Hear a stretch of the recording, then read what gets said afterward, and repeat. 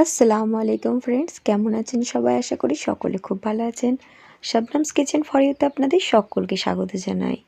আজ আমি একটি দুর্দান্ত স্বাদের পিঠার রেসিপি নিয়ে হাজির হয়ে গেছি, যেটি আপনারা সকালে নাস্তাতে অথবা যে কোনো টিফিনের টাইমে খুব ঝটপটভাবে এই পিঠাটি বানিয়ে নিতে পারবেন।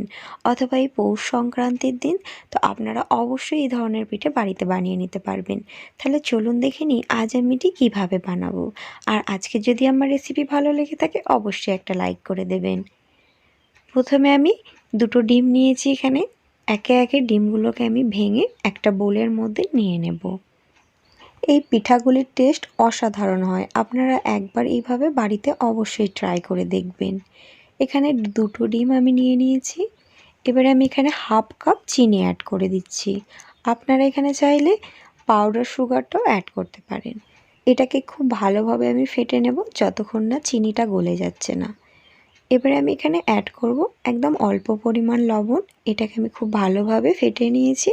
এবারে আমি এখানে অ্যাড করব 1 কাপ ময়দা, আর এখানে অ্যাড করে দেব হাফ কাপ চালের আটা। এবারে এখানে আমি অ্যাড করে দেব হাফ চামচ এলাচের পাউডার। এতে করে পিঠাগুলির মধ্যে একটা সুন্দর ফ্লেভার অ্যাড হবে আর খেতেও খুব ভালো লাগবে। এবার এখানে আমি অ্যাড করছি 2 টেবিল স্পুন পাউডার মিল্ক। এতে করে পিঠার স্বাদটি আরও বেড়ে যাবে। এবারে ডিমের সাথে এগুলোকে আমি খুব ভালোভাবে কিছুক্ষণ মিশিয়ে নেব। কোনো রকম এখানে আমি আর কিচ্ছু ইউজ করছি না। আগে এটাকে খুব ভালোভাবে গুলে নিয়েছি।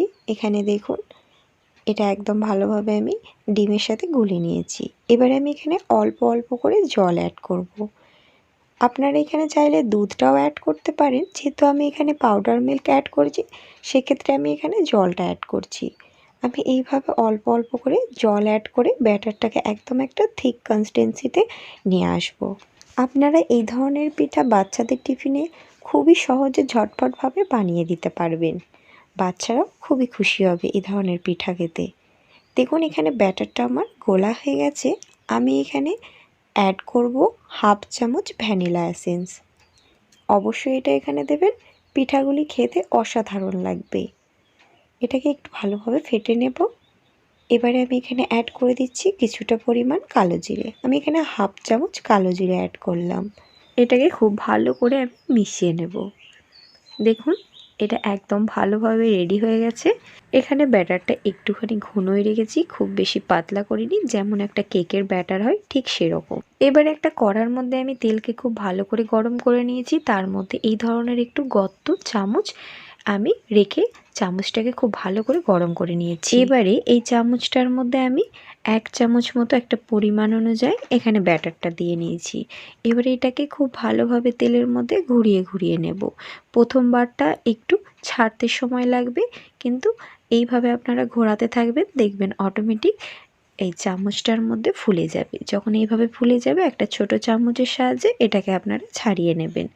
ঠিক একইভাবে তেলের ওপরে চামচটা রেখেছি, ঠিক অপর একটা চামচ দিয়ে আবারও এর মধ্যে একটু ব্যাটার দিয়ে খুব ভালো করে চামচের সাহায্যে ওপর থেকে একটু তেল ছেটালেই দেখবেন খুব সহজে একদম ফুলকো ফুলকো হয়ে উঠবে পিঠাগুলি। দেখেছেন কতটা সহজে এটা ছেড়ে গেল। একইভাবে আমি আবারও একটা করে দেখাচ্ছি। দেখুন ঠিক অল্প ব্যাটার নিয়ে নিয়েছি।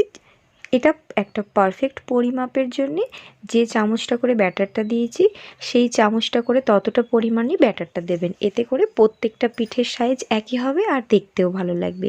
দেখেছেন বন্ধুরা কত সুন্দর পিঠাগুলি সহজেই ছেড়ে যাচ্ছে। তো আমি এইভাবে করে চামচটা খুব ভালো করে গরম করে ব্যাটার দিয়ে সব পিঠাগুলি রেডি করে নিচ্ছি।